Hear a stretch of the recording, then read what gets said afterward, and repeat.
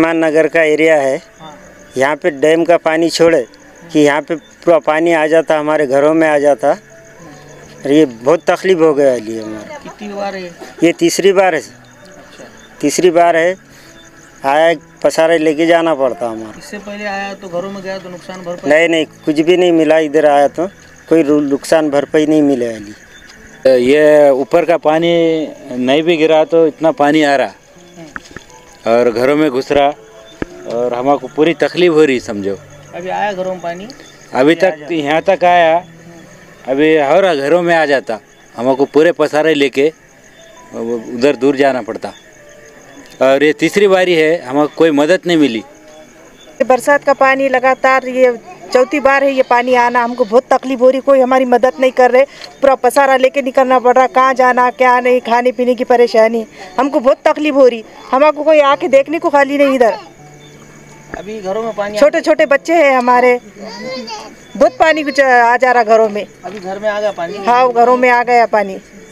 अभी ऊपर की तो बारिश बंद है, फिर कैसा है बारिश? आ रहा है, उधर का पानी नदी का पानी छोड़े के आ जा रहा है इधर पानी। ये पंचशील नगर का एरिया है। जीएम कॉलोनी पंचशील नगर का एरिया, प्रभाग क्रमांक 18 का एरिया है ये। यहाँ पर लोगों को चलने फिरने के लिए इतना परेशानी का सामना करना पड़ रहा है। रोड बराबर रोड़ा तो नहीं चाहिए, लेकिन एक भी स्ट्रीट लाइट नहीं है। पूरी विष्णुपुरी डैम के 17 से 18 दरवाजे खुले वाले हैं, जिसका पानी का स्तर जो है टाइम टू टाइम बढ़ते जा रहा। लोगों को घर से निकलने के लिए भी टाइम नहीं मिल रहा।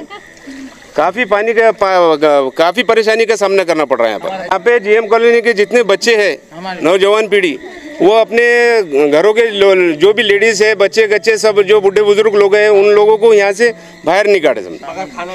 काही नका सर, आम्हाला फक्त पुलावून जाण्यासाठी रस्ता पाहिजे, कारण गल्लीबोळीने चिखल, कारण जास्त जर पूर आला तर आम्हाला जाण्यासाठी त्रास होत आहे। जर आम्हाला गल्लीतून आणि पुलाच्या ग्राउंडमधून जर रस्ता करून दिला तर चांगलं होईल, कारण आम्ही आहे की नाही लेकरबाळ घेऊन जाऊ शकता। आम्हाला अतिवृष्टी दुसरा काही त्रास नाही, फक्त अतिवृष्टी आली ना तर आम्हाला फार त्रास होत आहे। हां, आता हे रात्रीचे 12 वाजत आहेत तर आम्हाला राहण्याची सोय कुठं नाही आहे। सरकारने आम्हाला राहण्याची सोय तरी करून द्यायची असते, नाहीतर कुठं आम्हाला सोय करून द्यावी, आमच्या खाण्यापिण्याची सोय करून द्यावी, बस आम्हाला एवढंच पाहिजे। हे रस्ते नाले नाही तर पण रात्रीच्या बेरात्रीला आम्हाला राहण्याची सोय नाही आहे, तरी शासनाने आम्हाला येऊन आमची व्यवस्था करावी। आताची पाणी शिरलेलं आहे पण आम्हाला राहण्याची सोय नाही आहे आता हे। आणि हे कसं पूर्ण एरिया चांगला नाही आहे, विचुकेडाचा एरिया आहे। इकडे एक तर लाईटची व्यवस्था नाही आहे, रोडची व्यवस्था नाही आहे। रोड जर चांगले असते तर आम्ही कुणी शासनाला म्हणले असते किंवा आम्ही आमचं बघता जाता, पण कृपया करून तुम्ही आमची व्यवस्था केली पाहिजे। माझं नाव प्रशिक डावरे, हे वार्ड क्रमांक 18 महानगरपालिकेच्या हद्दीमध्ये येते।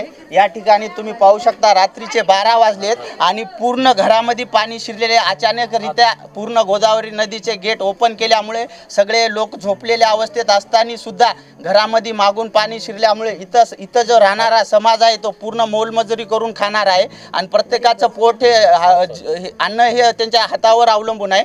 आणि अचानक पाणी आल्यामुळे इथं कोणतीही सुविधा महानगरपालिकेने किंवा कलेक्टर साहेबांनी आतापर्यंत पोहोचलेली नाही, ना कोणी प्रशासनाचा माणूस आलेला आहे। लाईट बिल नळपट्टी घ्यायला इथं गाड्या येतात टायमाच्या टाईमला, आणि आता या पूरग्रस्त परिस्थितीमध्ये एकाही सरकारी माणसाने इथं कोणतीही मदत केली नाही। आमच्याच परिसरातील काही नवयुवक असतील ते एकमेकांना मदत करून हेल्प करत आहेत। आणि तुम्ही आता सध्याची परिस्थिती पाहिलेली आहे, पूर्ण लहान लहान लेकरं आहेत, यांची झोपायची व्यवस्था नाही ना खाण्याची व्यवस्था नाही। पूर्ण 3 आणि एका हप्त्यामध्ये सर ही तिसरी वेळेस आहे पाणी येण्याची। 8 दिवसाखाली एकदा आलं तेव्हा बी नगरपालिकेचा सर्वे झाला, ते बी पैसे आले नाही। गेल्या वर्षीचा सर्वे झाला, ते बी पैसे अजून लोकांच्या खात्यामध्ये आले नाहीत। आणि इथं जे राहणारा वर्ग आहे ते पूर्ण मोलमजुरी करून खाणार। आता यांच्या खाण्यापिण्याची आणि राहण्याची व्यवस्था कोण करणार आहे हे मला कृपया प्रशासनाने सांगावे।